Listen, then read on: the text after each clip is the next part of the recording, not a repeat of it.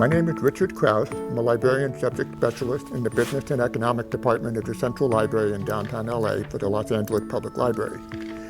One important element, I think, of what we do is the fact that in some ways we're kind of a history department. I think in advertising, we used to have the people from Mad Men would come down and research our books there, so that was kind of fun sometimes. So the example that I decided to bring today was the Sears Roebuck catalog. And the Sears Roebuck catalogs are in many ways a reflection of Americana, middle-class American life from the late 1800s, around 1890 or so, all the way up to 1993 when they stopped publishing them.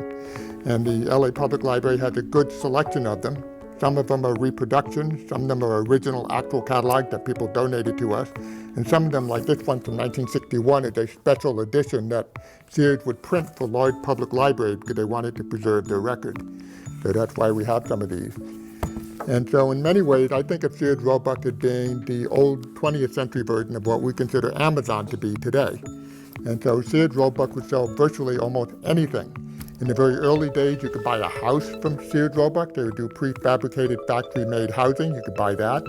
They had horse and buggy carriages in the days before the automobile. And then in addition, you can get a sense of fashion. For example, this is what the preppy young adults were wearing back in 1961. Something I remember growing up with is the mimeograph machine. This is something that my teacher would used to use when they made handouts in class. And then another example here would be the television sets.